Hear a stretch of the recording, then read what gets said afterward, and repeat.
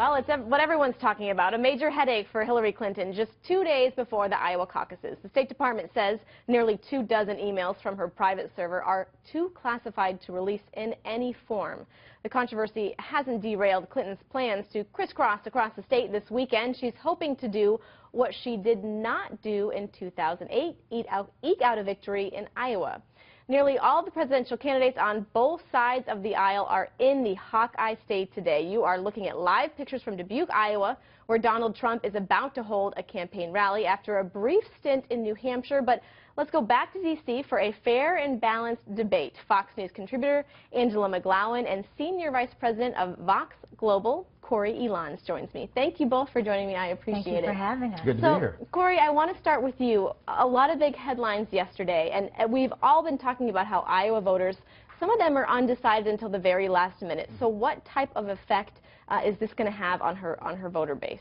I don't know that it's going to have any real effect at the end of the day because there's no real new information here. It's more about the emails, but it's not any real specific information about the emails. I mean, look, we went through 11 hours of testimony. I think it was the longest and best gift that the Republicans could have given Hillary Clinton as far as the campaign commercial is concerned. We've had multiple congressional investigations.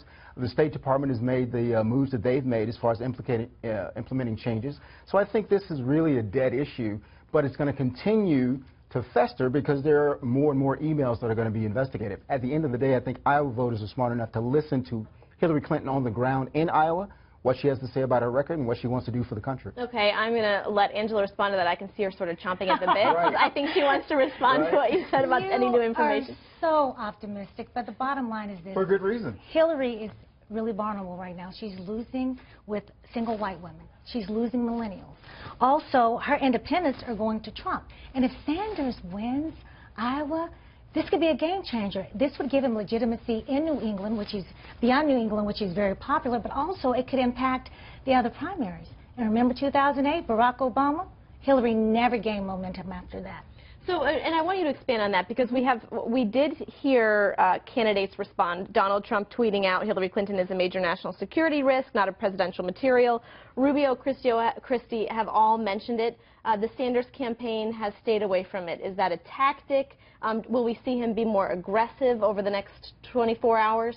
I think with Bernie Sanders, the more that he talks about the issues, I mean, he's exciting not only the base, he's bringing in new voters. I think the more he stays on the issues and away from Hillary, the better he'll be. Corey, a bigger threat, the email scandal or Bernie Sanders to the Clinton camp? Right now, I think the Clinton camp is very aware of the momentum that the Bernie Sanders campaign has. I mean, right now, no one is more surprised about the success of Bernie Sanders than Bernie Sanders. He is within the margin of error right now in Iowa.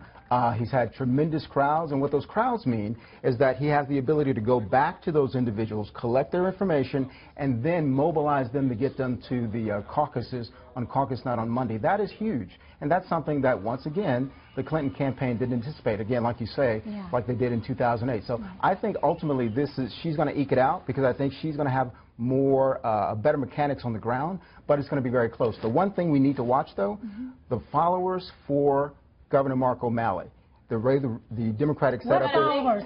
What followers? Okay, come on, got a big bullseye. You can explain why. You got to know the rules, though. The way it works, if you don't get 15% after the first 2 rounds, then your supporters get to move, literally move their entire bodies from one corner to the next.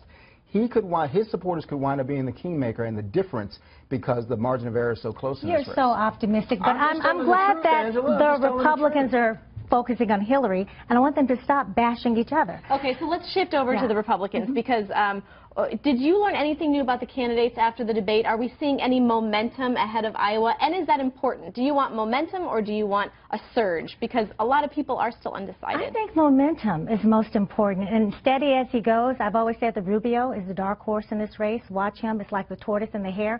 And I believe he's going to move forward. As for a surge, we've kind of seen that with Ted Cruz, but I don't think it's going to last that long. Okay. Corey, you get the last word. Well, we have 3 M's in this race, right? We have media, we have mechanics, and we have momentum. We know that Trump has been relying on media this entire time, giving more interviews than anybody.